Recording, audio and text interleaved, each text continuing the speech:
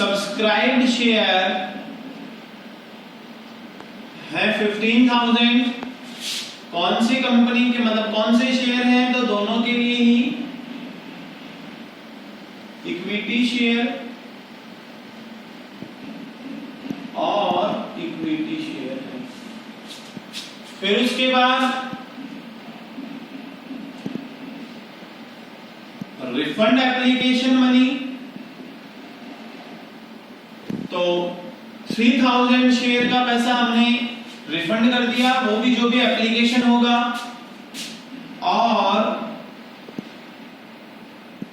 Excess application money, तो बेटा देखो एक्सेस एप्लीकेशन मनी कैसे आएगी, यहां ध्यान से देखना। टोटल इश्यू किए हैं 10,000, जिसमें से 15,000 रिफंड का 15,000 के लिए एप्लीकेशन आया, तो एक्स्ट्रा आ गया 5,000 में से 3,000 रिफंड कर दिया, तो एक्सेस एप्लीकेशन मनी हो गई आपकी 2,000 शेयर इनटू एप्लीकेशन।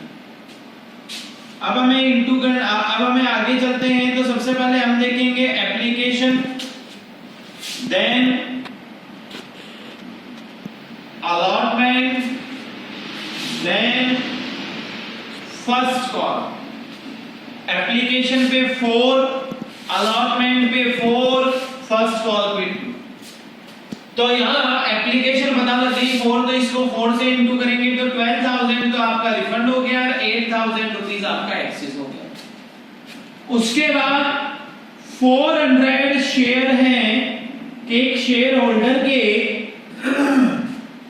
उसने अलॉटमेंट पे नहीं किया और फर्स्ट कॉल पे नहीं किया, तो ये उसका क्या हो गया है बेटा, एरर।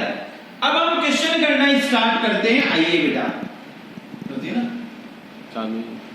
सबसे पहले आपका रहेगा first entry, bank account debit to equity share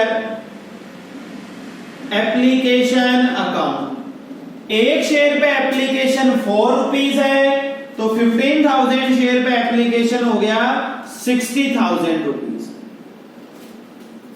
second entry की हम बात करें तो equity share application account debit to equity share capital account, वही इश्यूड शेयर से करेंगे तो 40,000 शेयर आएंगे, 40,000 रुपीज और 40,000 रुपीज। थर्ड एंट्री, तो इधर ध्यान दें, फर्स्ट सेकेंड थर्ड नंबर पे सर आपने रिफंड लिखा है, तो थर्ड एंट्री ही रिफंड की होगी, जो फर्स्ट की जस्ट अपोजिट होगी।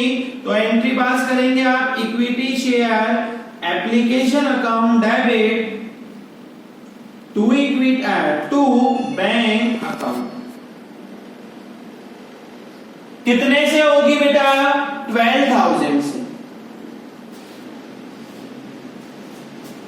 आगे की हम बात करें फोर्थ एंट्री, तो यहां ध्यान दें अलॉटमेंट ड्यू करेंगे, तो equity share allotment account debit to equity share capital account. एक शेयर पे अलॉटमेंट 4 रुपीज है, तो 10,000 शेयर पे अलॉटमेंट हो गया 40,000। कितना हो गया बेटा, 40,000। इसके बाद आपके पास ये देखो कि क्या क्वेश्चन में एक्सेस मनी है, क्या नॉर्मल क्वेश्चन चल रहा है ओवर सब्सक्रिप्शन का अब तक, तो आप देखेंगे कि क्या क्वेश्चन में एक्सेस मनी है क्या, तो हाँ सर एक्सेस मनी है 8,000। एक्सेस मनी को आप यूज में लेना है, तो एक्सेस मनी सबसे पहले कहां यूज आएगी, उस इंस्टॉलमेंट पे आएगी जिसे हम ड्यू करते हैं। तो हम ड्यू किसको करते हैं, सबसे पहले अलॉटमेंट को, फिर फर्स्ट कॉल को, फिर सेकंड कॉल को। तो यूज भी सबसे पहले किस पे आएगी, फिर अलॉटमेंट पे आएगी, फिर फर्स्ट कॉल पे आएगी, फिर सेकंड कॉल पे आएगी। तो अलॉटमेंट पे एक्सेस मनी यूज लेंगे 8,000, अलॉटमेंट हमने ड्यू किया था 40, एक्सेस मनी है 8, तो फुली यूज आ जाएगी। तो क्या एंट्री बनेगी, इधर देखो equity share application account debit to bank account 8,000। अब बताओ बैलेंस अमाउंट कितना रह गया, तो हमने अलॉटमेंट ड्यू किया था 40,000, एक्सेस मनी यूज में ले ली 8,000, तो बैलेंस अमाउंट रह गया 32,000। वो कौन सी एंट्री से हमें रिसीव करना है, bank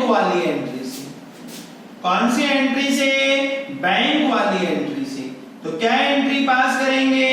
bank account debit to equity share allowance. अब बेटे लोग, मैंने आपको कल एक टॉपिक पढ़ाया था वर्किंग नोट। उसमें मैंने आपको दो कंडीशंस बताई थी कि वर्किंग नोट प्रिपेयर होगा कब? जब टू कंडीशंस है जिन्हें अगर हम फुलफिल करेंगे तो हमारा वर्किंग नोट बनेगा, और अगर हम फुलफिल नहीं करेंगे तो हमारा वर्किंग नोट नहीं बनेगा।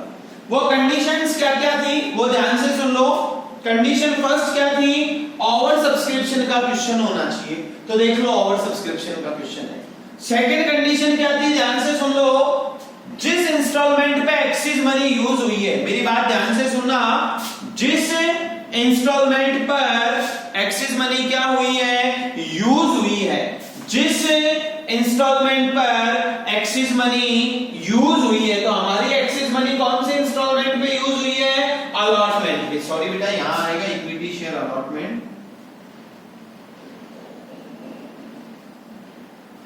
तो हमारी एक्सिस मनी कहां यूज हुई है? अलॉटमेंट पे। तो जिस इंस्टॉलमेंट पे एक्सिस मनी यूज हुई है, अगर कोई शेयर होल्डर का वो इंस्टॉलमेंट एरर है यानी बाकी है, तो उस इंस्टॉलमेंट की बैंक वाली एंट्री के लिए क्या बनेगा? Working note. क्या बनेगा? Working note. हमारे क्वेश्चन में, आपके ये जो क्वेश्चन बोर्ड पे है, इस क्वेश्चन में इस एक्सिस मनी का सबसे पहले यूज किस पे हुआ? अलॉटमेंट पे। और 400 शेयर का एरर भी क्या है? अलॉटमेंट। तो अलॉटमेंट की बैंक वाली एंट्री के लिए क्या बनेगा? Working note. वो कैसे बनेगा उसके ऊपर हमने खाली छोड़ दिया है। फर्स्ट कॉल हमारी एक शेयर की कितने रुपए है बेटा? एक शेयर की हमारे रुपए 10,000, शेयर की एक शेयर की 2 रुपीस के हिसाब से 20,000। क्या सर फर्स्ट कॉल पे भी वर्किंग नोट बनेगा क्या? तो टू कंडीशन से जहां दोनों फुलफिल होंगी वहीं बनेगा। तो सर ओवर सब्सक्रिप्शन का क्वेश्चन है, बट फर्स्ट कॉल पे एक्सिस मनी का यूज नहीं हो रहा, क्योंकि एक्सिस मनी तो पूरी यूज ही कहां आ गई? अलॉटमेंट पे। तो ओनली फर्स्ट कॉल एरर है, एक्सिस मनी का यूज नहीं हो रहा। जबकि मैं फिर बता रहा हूं कि वर्किंग नोट कब बनेगा? जिस इंस्टॉलमेंट पे एक्सिस मनी का यूज होगा। तो जैसे अपने इस पूरे क्वेश्चन में एक्सिस मनी का यूज किस पे हो रहा है? अलॉटमेंट पे, सबसे पहले उसी पे होता है। और दूसरे, अगर कोई शेयर होल्डर की वो इंस्टॉलमेंट एरर है जैसे यहां है, तो उस इंस्टॉलमेंट की बैंक वाली एंट्री के लिए क्या बनता है? Working note. फर्स्ट कॉल में ओवर सब्सक्रिप्शन का क्वेश्चन भी है, एरर भी है, बट एक्सिस मनी का यूज नहीं हो रहा, इसलिए वर्किंग नोट नहीं बनेगा। नॉर्मल आपकी एंट्री होगी bank account debit to equity share first call account. और एरर का क्रॉस लगा है, 4,000 शेयर, 400 शेयर का 2 रुपीस के हिसाब से एरर है। 800 तो इसमें से लेस कर दो, 19,200 रुपीस आपका रिसीव।